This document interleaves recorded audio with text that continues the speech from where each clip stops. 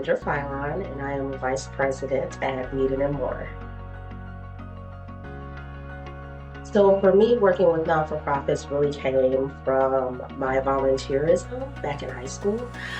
So I attended Chaminade Julienne in Dayton, Ohio, and we were required to do volunteering as one of our classes. And so I actually volunteered with a local daycare center. And that was kind of my first interaction as far as volunteerism, hands-on, giving back in the community. And so really that just drove my spirit and my passion for wanting to give back to the community. So that's where it all started. What really motivates me is just being here and being a resource and tool for my clients, as well as working with my little family and being around to those individuals. So I feel like my experiences that help clients with some of their challenges is just being out there in the community, having that long-term commitment from a volunteer perspective, but also working with multiple nonprofits.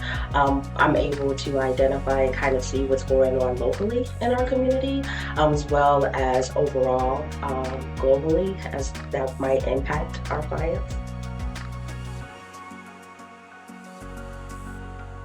So the best piece of advice that I've ever received was in college at the University of Akron from my professor, Dr. Ofa BK, who is the reason why I'm actually in Akron. And his piece of advice to me was to ask for help. Don't be afraid to ask for help. You know, anytime that you're just sitting and kind of struggling, sometimes you get caught up in your head. Sometimes you're a little embarrassed to reach out and ask for that help. And so that was something that was a piece of advice that really changed. It really changed my life and impacted my life. And it's something that I tell people all the time. Well, one, it seems like the years go by fast, and I haven't realized how quickly 20 years has transitioned here in my life. But definitely the people that I work with and being here on a daily basis with them, it makes it a lot easier to come to work and do what we do every day. Community involvement is very, very important, especially right now where we're at in the world. Just being able to help others not only is something that we're supposed to do every week, but it's good for self. It's good for self-care as well. It makes you feel happy.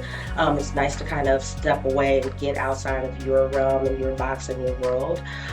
So it's, you know, good for yourself personally. It's also beneficial, obviously, from a networking and professional aspect.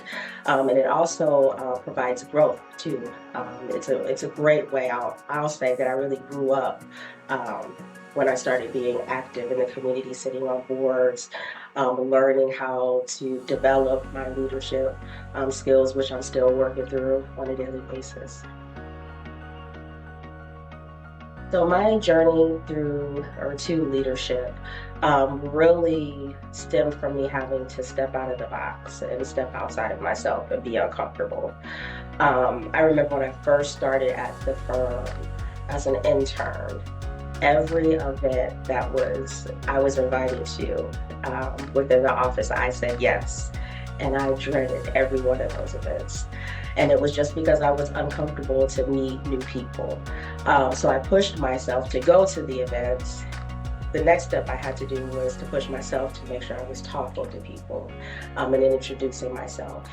And so that really was the first step to get to where I am today, because it was the importance of network and connection, which is something that we don't learn traditionally, I'll say, in the books at school, but it's something that you're doing when you're in, high school, when you're in college.